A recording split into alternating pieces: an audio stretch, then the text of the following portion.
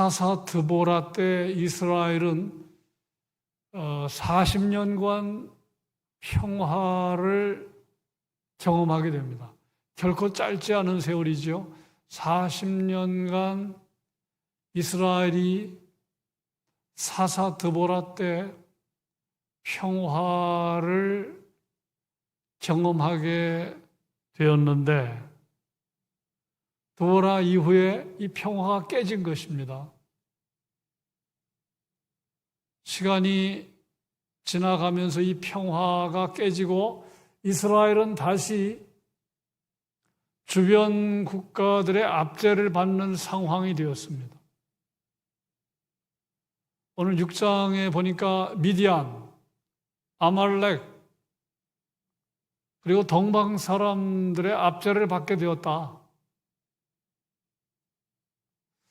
이스라엘이 경험한 아픔과 고통은 이런 것이었습니다. 농사를 망치게 하는 겁니다. 파종하게 되면, 논밭에 씨를 뿌리고 파종하게 되면 미디안 사람들, 아말렉 사람들,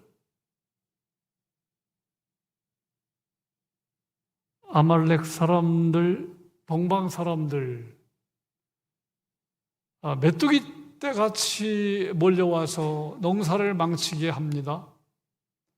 그리고 양과 소와 나귀를 약탈해 갑니다. 그래서 이스라엘이 도저히 견디기가 어려워서 산으로 올라가서 굴을 파고 웅덩이 파고 산성을 쌓았다. 그런 세월이 7년 지속이 되었다. 오늘 본문 그런 내용이 소개되고 있는데 간단한 아픔이 아니죠. 이제 먹을 것이 없는 겁니다. 파종이 안 되면 심각한 것이지요. 그리고 농사를 짓는 방편인 소와 나귀를 약탈해 가니까 이 나라가 지금 심각한 상황에 놓이게 되었습니다. 그런데 오늘 말씀 1절은 그 고통의 원인을 이스라엘이 또 여호와의 목전에 악을 행해서 이런 문제가 생겼다.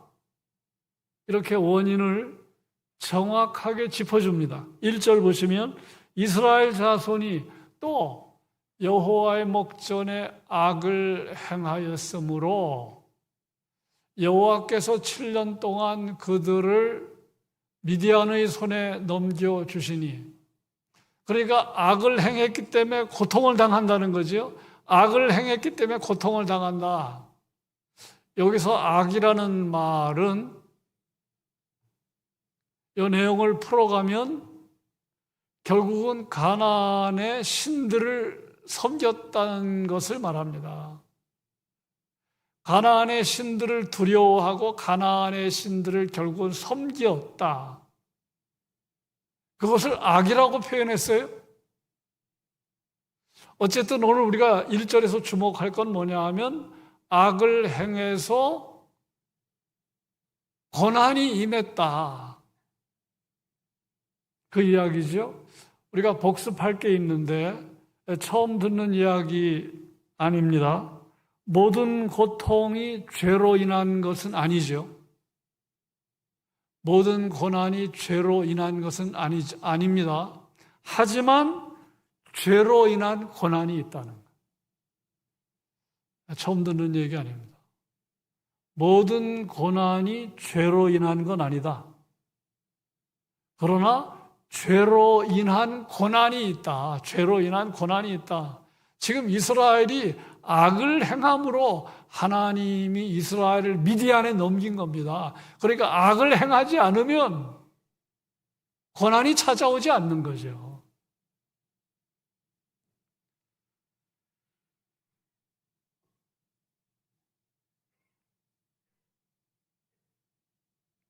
그래서 우리가 고난을 당할 때 그 고난이 죄로 인한 것인지 아닌 것인지는 당사자가 생각을 해야 돼요.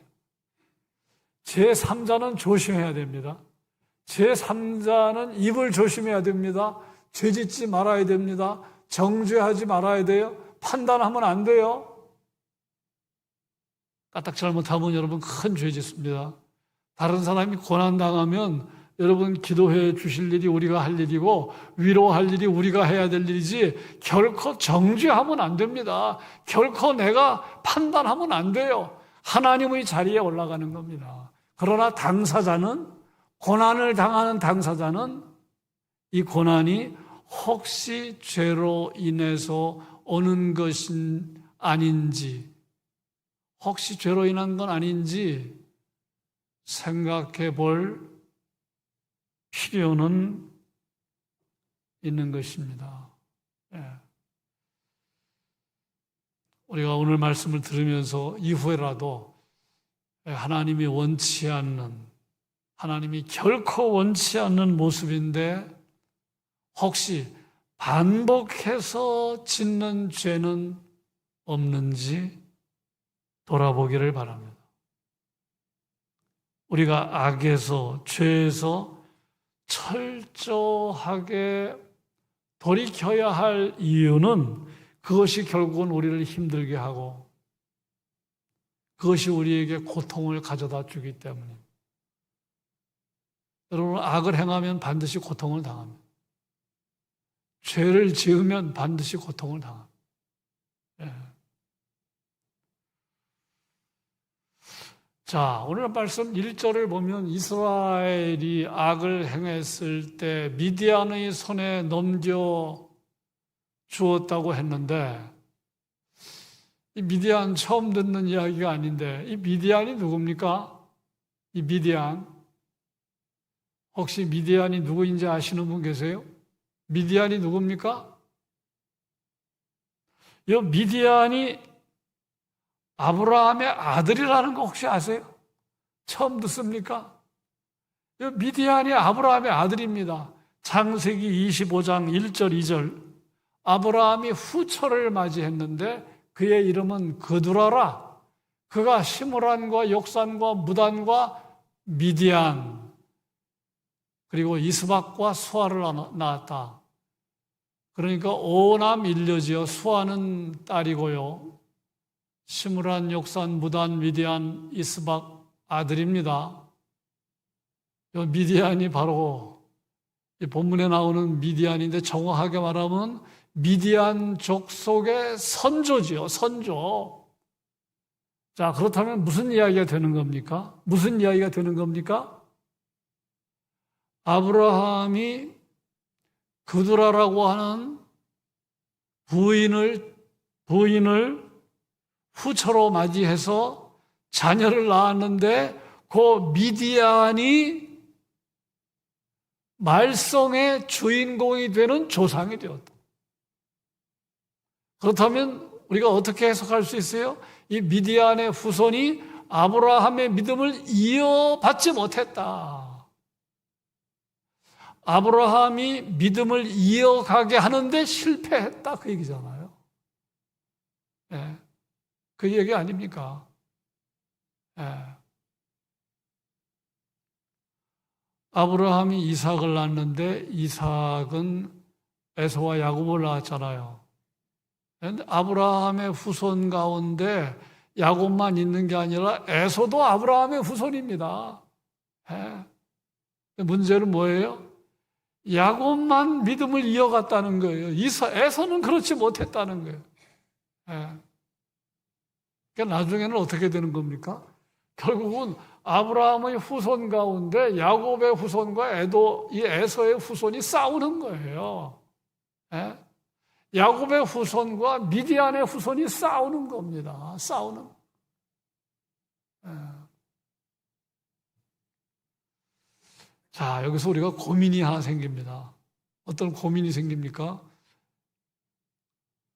제가 노골적으로 한번 얘기해 볼까요? 우리의 고민이 뭡니까? 여러분 자녀가 몇 명입니까? 어떤 사람은 2사람, 어떤 사람은 3사람, 어떤 사람은 1사람. 그런데 2사람 가운데 어느 쪽으로 믿음이 계속해서 아름답게 이어갈까? 3명이라면, 4명이라면. 예.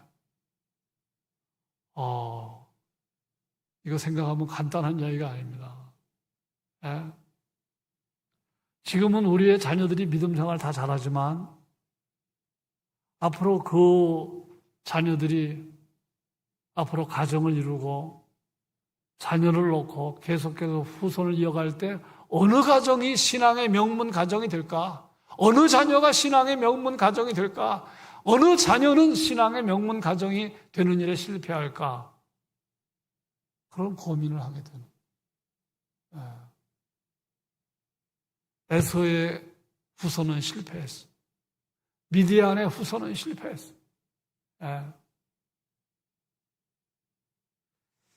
목사의 가정에서도 안 믿는 사람들이 막 나오죠. 장로의 가정에서도 막 안 믿는 사람들이 나오잖아요. 몇 대가 지나가면. 그러니까 앞으로 되어지는 일은 하나님이 하시는 일이지만 부모들의 고민이 뭡니까? 정신 바짝 차리고 하나님 신앙을 1순위로 해야 된다는 거예요. 그런데 지금부터 희미하다. 볼일 다 보는 겁니다. 지금 잘 믿어도 앞으로 어떻게 전개될지 모르는데 벌써 지금부터 아니다 싶으면 이게 다음 때까지 가겠습니까? 그러니까 부모의 책임 1순위는 하나님 신앙을 이어주는 거다. 다른 건 다 두 번째, 세 번째다. 이거 실패하면 역된 조상이 되는 거예요. 그러니까 이스라엘은 야곱의 후손이잖아요. 아브라함의 후손 가운데 특별히 이삭의 후손 가운데 야곱의 후손인데 지금 미디안은 이거 하나님과는 상관이 없는 족속이에요.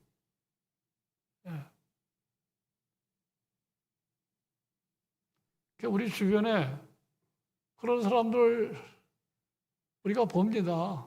우리 할아버지가 목사님입니다. 심지어 우리 아버지 목사님인데 근데 나는 교회 안 나가요. 그런 사람도 있단 말입니다.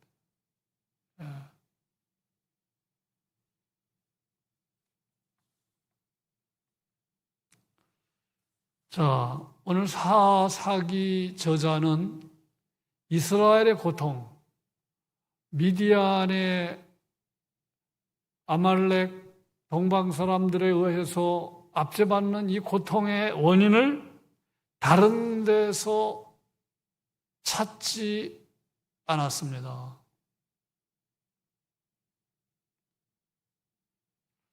예컨대 이스라엘이 미디안으로부터 압제당한 원인을 군사력이 약해서 그랬다. 국방력이 약해서 그랬다. 그렇게 원인을 짚지 않았어요. 국제 동맹을 잘 맺지 못해서 그랬다. 그렇게 원인을 규명하지 않았습니다. 앞에서 언급한 대로 이스라엘이 악을 행한 데서 원인을 짚었어요. 앞에서 말했습니다. 악을 행했다는 말은 이스라엘이 가나안 사람들이 섬기는 우상을 숭배했다는. 그러니까 사사기 저자는 이스라엘과 하나님 관계의 이상, 거기서 원인을 짚은 거예요. 이스라엘이 고난을 당하는 원인을 다른 데서 찾지 않고 하나님과의 관계에서 찾았다는 것. 이것을 우리가 주목할 필요가 있습니다. 여러분, 세상에서 되어지는 모든 일 가운데 하나님이 관여하지 않는 일은 없다. 이것이 우리의 신앙 고백입니다. 참새 한 마리가 땅에 떨어지는 것도, 다시 말하면 참새 한 마리의 운명도 하나님이 결제하는 거다. 하나님의 권한하에 있는 것이다. 세상에서 되어지는 모든 일은 하나님의 권한 밖에 있는 것은 없다. 하는 것이죠. 그렇다고 하면 우리가 어떤 문제에 직면했을 때 우리가 오늘 말씀에서 배우는 건 뭡니까? 우리도 하나님과의 관계에서 그 문제를 풀어가야 한다는. 그것이 이제 성경이 우리에게 가르치는 교훈입니다. 어떤 문제가 있습니까? 하나님과의 관계에서 그 문제의 원인이 뭘까? 들여다보는 겁니다. 물론 우리가 안고 있는 모든 문제의 원인을 그렇다고 다 찾을 수 있는 건 아니지만 우리가 개인적으로 어떤 문제가 있잖아요. 기도의 제목이 있잖아요. 아픔이 있잖아요. 숙제가 있지 않습니까? 그것을 1차적으로 하나님과의 관계에서 찾는 것이죠. 그것이 이제 성경적인 관점이고 그것이 우리가 오늘 말씀에서 배우는 겁니다. 국방력이 약해서 이스라엘이 미디안의 손에 넘어갔다 그렇게 말하지 않아요. 하나님과의 관계에 문제가 있어서 이스라엘이 고난을 당하고 있다. 지금 그 얘기잖아요.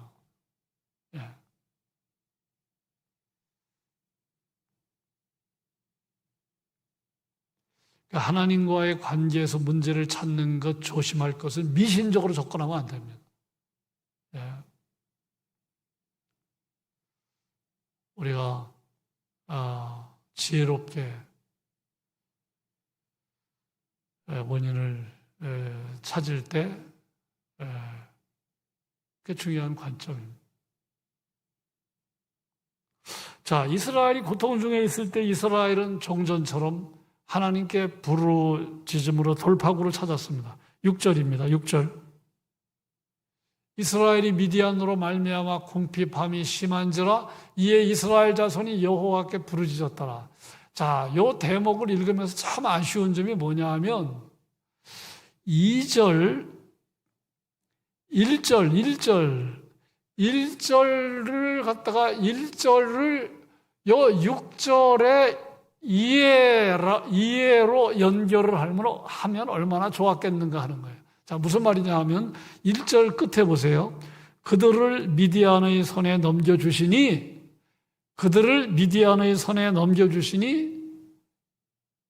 예, 6절을 보여주시고요. 자, 다시 읽습니다. 1절 끝에 이스라엘을 미디안의 손에 넘겨주시니 6절 이에 이스라엘 자손이 여호와께 부르짖었더라. 요랬으면 얼마나 좋았겠습니까?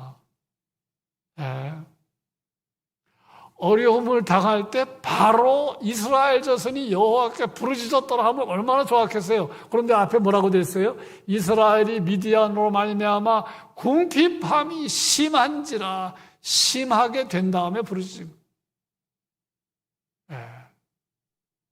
이게 오늘 말씀을 읽으면서 아쉬운 점이에요. 진작 부르짖었다면 얼마나 좋았겠어요. 그런데 미디안으로 말미암아 궁핍함이 심한지라. 이 말은 뭐예요? 고생하다가 고통 당하다가 나중에 가서 부르짖었다. 혹시 우리는 이런 우를 범하지 않습니까? 좀 진작 하나님을 찾으면 좋은데, 하나님께 돌아오면 좋은데, 하나님께로부터 사랑의 매를 받고 돌아오는 경우는 없는지, 그런 묵상을 하게 되었습니다. 그럼에도 불구하고 부르짖었다라고 하는 건 너무 잘한 거죠. 늦긴 늦었지만 부르짖었다는 건 너무 잘한 거예요.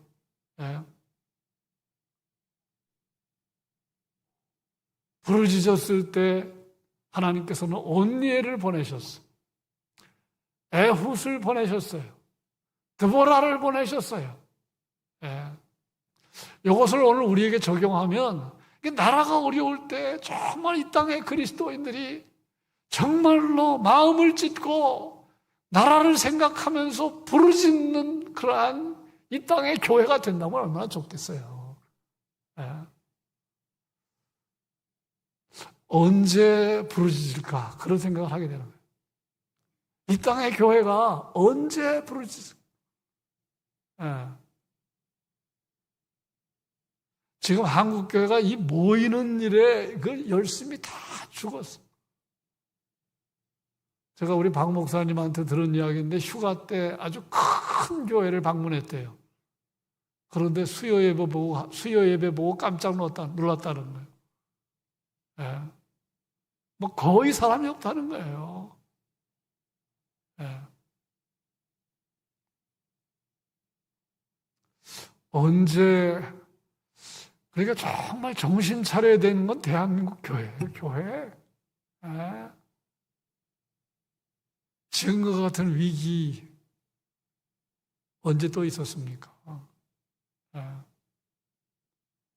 그러니까 이스라엘은 민족이 압제를 당할 때, 나라가 어려움을 당할 때 하나님께 부르짖었는데 한국 교회는 언제 부르짖었나? 언제 기도하는 교회였나? 그런 생각을 하게 되는 것입니다. 이 부르짖었다는 말씀을 생각할 때 우리가 떠오르는 말씀이 있죠. 예레미야 33장 3절, 너는 내게 부르짖어라. 내가 내게 응답하겠고 크고 은밀한 일을 내게 보이리라. 먼저 부르짖는 기도를 성경이 가르치고 합심해서 하는 기도도 가르치고 골방에서 은밀히 보시는 하나님께 기도하는 것도 가르치고 또 때로는 듣는 기도도 가르치는데 상황에 따라 기도하는 형태가 다를 수 있겠죠. 예. 그런데 여기서 부르짖으라, 부르짖음보다도 더 중요한 게 기도하라는 거죠. 너는 내게 기도하라.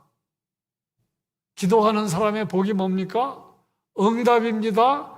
크고 은밀한 일을 본다는 거예요. 여러분, 여기서 이제 중요한 게 뭐냐 하면 뭐가 응답이냐 하는 거예요.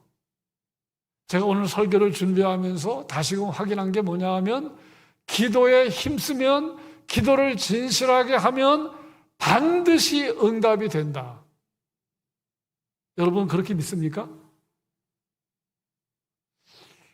이거 믿는 게 중요한데요. 여러분 기도하면 반드시 응답이 된다고 믿습니까? 제가 이렇게 강요하는데도 대답이 안 나오잖아요. 제가 유도하는데도 안 나오잖아요. 자신이 없다는 거예요. 근데 왜 자신이 없을까요? 뭐가 응답인지를 몰라서 그래요. 예. 우리가 고쳐야 됩니다. 뭐가 응답입니까? 내가 원하는 게 이루어지는 걸 응답이라고 생각하기 때문에 그래요. 예. 거기서 벗어나야 돼요. 내가 원하는 게 이루어지는 게 응답이라고 하면 예수 믿는 사람들 얼마나 응답이 되겠습니까? 예? 여러분, 내가 원하는 것이 이루어지는 걸 응답이라고 생각하면 예? 성경적이지 않습니다. 성경적이지 않아요. 거기에 갇히니까 아멘이 안 나오는 거예요. 예? 여러분, 이게 응답인지 아닌지 한번 대답해 보세요. 큰 문제가 있습니다. 큰 문제. 옆에 사람도 큰 문제가 있어요. 나도 큰 문제. 옆에 사람도 큰 문제. 옆에 사람은 이 문제 때문에 똑같은 문제예요. 예? 더 쉽게 말하면 다 자녀의 문제입니다. 옆에 사람도 자녀의 문제, 나도 자녀의 문제인데 옆에 사람은 자녀의 문제 때문에 마음에 자유함이 없어요. 걱정, 근심 속에 살아요. 자녀와의 관계가 깨집니다. 그런데 나는 기도하다가 마음에 자유함을 얻었다.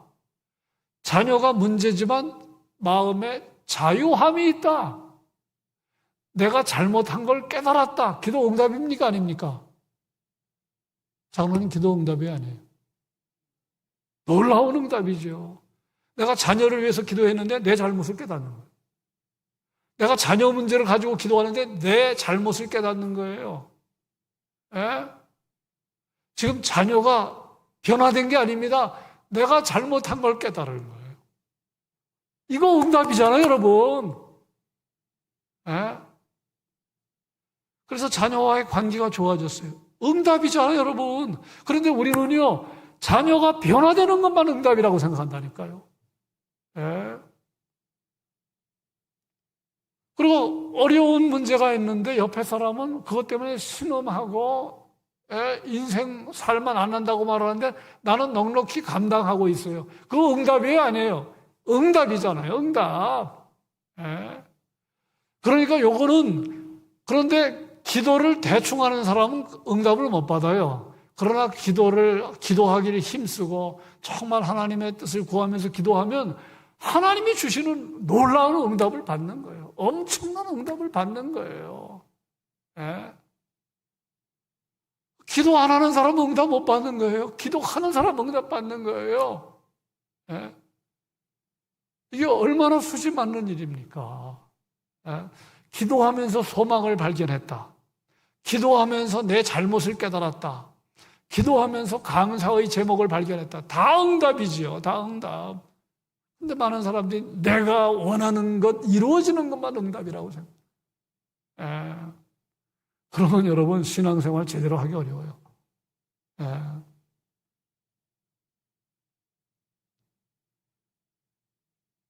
너는 내게 부르짖으라.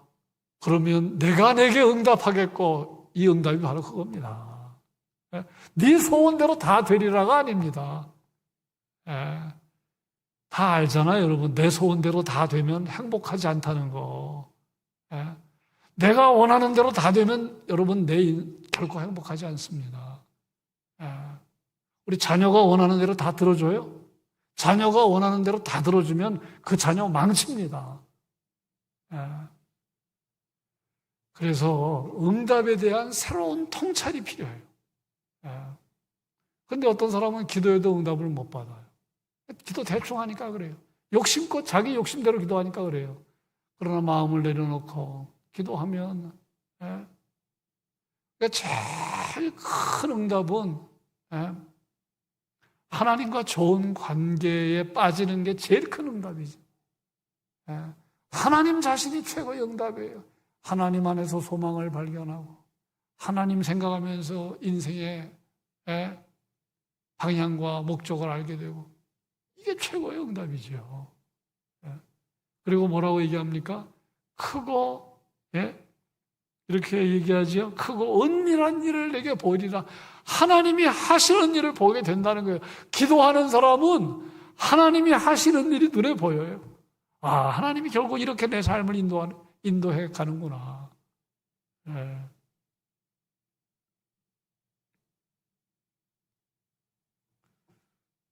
자, 이제 중요한 거는 우리가 기도해서 응답받는 겁니다. 기도해서 하나님이 하시는 일을 보게 되는 겁니다. 여러분, 절대로 내가 원하는 것 이루어지는 것도 응답이에요, 물론. 내가 원하는 것 이루어지는 것도 응답이지만 내가 원하는 거 이루어지지 않았지만 얼마든지 응답의 유형은 많다. 그런 깨달음이 오면 그러면 그런 사람은 기도를 안 할 수가 없어요. 기도하면 할수록 응답의 숫자가 많아지기 때문입니다. 자, 이스라엘 백성들이 늦었지만 기도한 거는 참 잘한 일이고요. 또 기도한 것이 기도했을 때 하나님께서는 이전에는 계속해서 기도했을 때 하나님께서 사사들을 보내주셨어요. 바로 온니엘을 세워주셨고 에웃을 세워주셨고 드보라를 세워주셨는데 이번에는 어쩐 일입니까? 기도 응답의 유형이 다르지요. 자, 기도했더니 어떻게 하나님이 응답을 해 주셨습니까? 8절입니다. 8절. 여호와께서 이스라엘 자손에게 한 선지자를 보내시. 자, 이번에는요. 6장의 뒤에 기도원 이야기가 나오는데 기도원을 바로 보내지 않습니다. 이번에는 한 선지자를 보내셨대요. 그래서 그 선지자를 통해서 말씀을 듣게 합니다. 그 말씀을 듣게 한 내용이 뭡니까? 이스라엘의 하나님, 내가 너희를 애굽에서 인도하여 냈지. 너희를 그 종 되었던 집에서 나오게 했지? 9절입니다. 예. 애굽 사람의 손과 너희를 학대하는 모든 자의 손에서 너희를 건져냈지. 그들을 너희 앞에서 쫓아내고 그 땅을 너희에게 주었지. 그런데 문제가 뭡니까? 10절. 예, 거기까지 찾으셨는데요. 10절을 이제 말씀을 주면서 책망합니다. 내가 또 너희에게 이르기를 나는 너희의 하나님 여호와이니 너희가 거주하는 아모리 사람. 여러분, 이 성경에 아모리 사람과 가나안 사람은 동의어로 사용합니다. 아모리 사람과 가나안 사람은 동의어로 사용하고 있다는 거 참고하시면 되겠습니다. 아모리 사람의 땅의 신들을 두려워하지 말라. 다시 말하면 가나안 사람들이 섬기는 신들을 두려워하지 말라 했는데 너희가 내 목소리 듣지 아니했다. 책망하는 내용이죠. 예. 그러니까 이스라엘 백성들이 가나안 땅에 들어와서 그 바알 신을 두려워하잖아요. 두려워한 걸로 끝나는 게 아니라 결국은 바알 신을 숭배하잖아요. 목소리를 듣지 않은 거죠. 그러니까 하나님께서는 지금까지 즉각 사사들을 보내주셨는데 이번에는 선지자를 통해서 책망을 하십니다. 그런데 책망을 하시지만 속의 내용을 들여다보면 이거 역시 놀라운 은혜예요. 강력한 처방이잖아요. 이 경우는 책망이 은혜입니다. 은혜. 네. 그래서 우리가 하나님의 좀 책망을 여러분 일주일 동안 하나님의 책망을 최근에 하나님의 책망을 들은 적 있어요?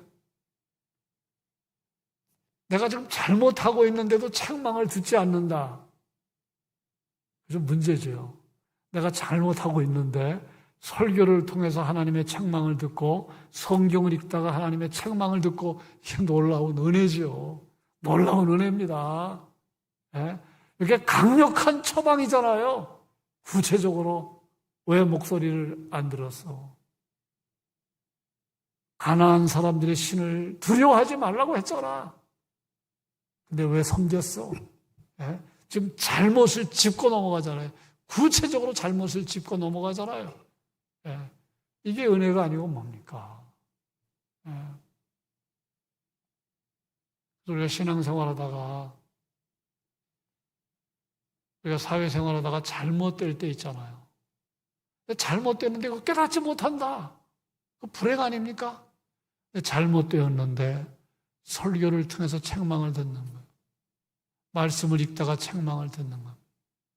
놀라운 은혜죠. 예. 그래서 이제 하나님의 응답의 유형이 다릅니다. 바로바로 사사를 세워주셨었는데 요 6장에 들어서는 하나님께서 그렇게 하지 않으셨다는 거예요. 이제 한 가지만 이야기하고 마치겠는데 어쨌든 이스라엘 백성들이 좀 늦기는 했지만 하나님께 부르짖었다는 거 참 잘하는 것이다.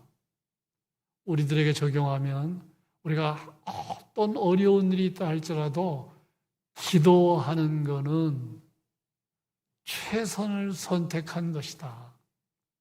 예. 자, 지금 듣는 이야기도 처음 듣는 이야기가 아닌데요.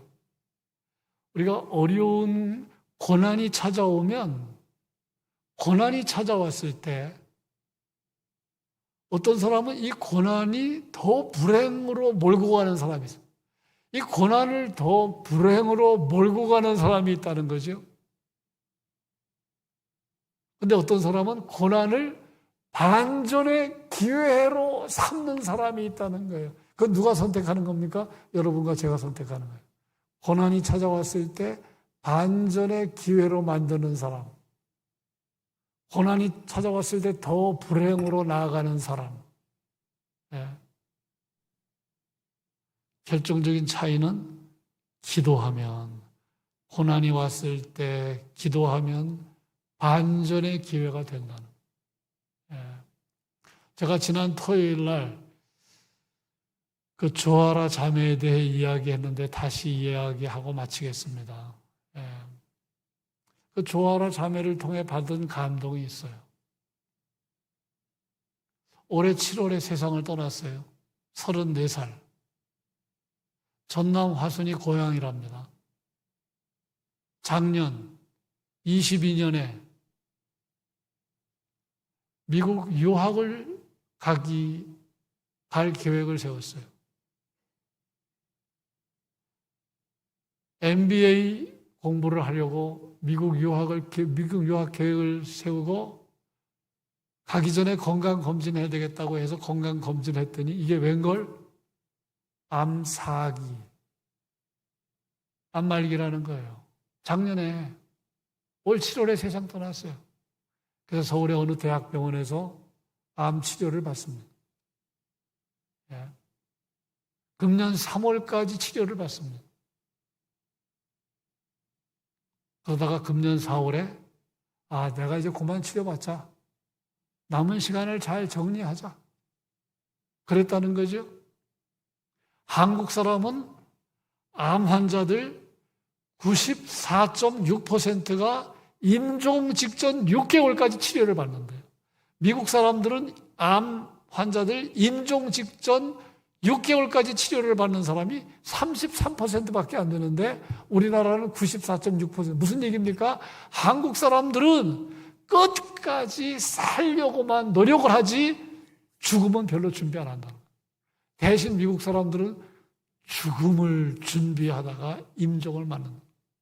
그런데 이 자매는 4월 달부터 내가 이제 더 이상 항암 치료하지 말고 마지막을 아름답게 맞이하자. 그랬다는 거 아닙니까? 예. 우리로 말하면 이제 호스피스 병동에서 마지막을 보내다가 어떤 생각이 들었느냐 하면 나는 그래도 30 넘게 살았는데 우리 주변에 어렸을 때 암 걸려서 고통받는 소아암 환아들이 눈에 들어온 거예요. 너무너무 불쌍하다 그 아이들이. 그래서 부모님에게 유언을 남겼다는 거 아닙니까? 내가 죽고 혹시 보위금이 들어오면 그 가운데 1,000만 원을 떼서 소아암 환아들에게 기부해 주세요. 그런 유언을 남기고 금년 7월에 눈을 감았다. 여러분, 암이 찾아왔다는 것 자체는 불행이잖아요. 근데 대응을 너무너무 멋지게 하잖아요, 이 자매가. 누가 이 자매의 죽음을 불행이라고 말할 수 있겠습니까? 너무너무 아름다운 죽음을 맞이해. 여러분, 최선의 삶을 산 거예요, 이 자매는. 근데 바로 기도가 최선입니다. 내가 어떤 경우에 있다 할지라도 기도하며 살면 그게 최선이에요, 최선. 기도하면 이런 이 자매와 같은 생각도 하게 되는 것이고 사랑도 베풀게 되는 것이고 내가 기가 막히는 환경에서 투병 중이지만 복음도 전하게 되는 거예요. 그랬던 사람이 미우라 아야코 아닙니까? 빙점을 쓴 자기가 기가 막힌 폐결핵 환자 죽어가면서 고통을 당하는 상황이지만 그 상황에서 복음을 전하는 겁니다. 결론은 기도하며 사는 사람은 최선을 선택하고 사는. 기도하면 하나님이 감동 주셔서 이런 생각을 해라, 이런 결단을 해라, 이런 선택을 해라. 각양의 은혜를 부어주는 거예요. 엄청난 기도 응답 받는 것이죠.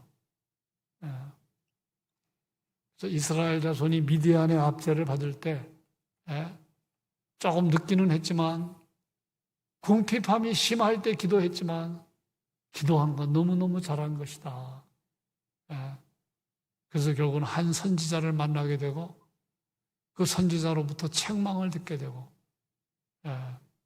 그래서 반전이 일어나는 이야기가 오늘 말씀의 전체적인 말씀입니다.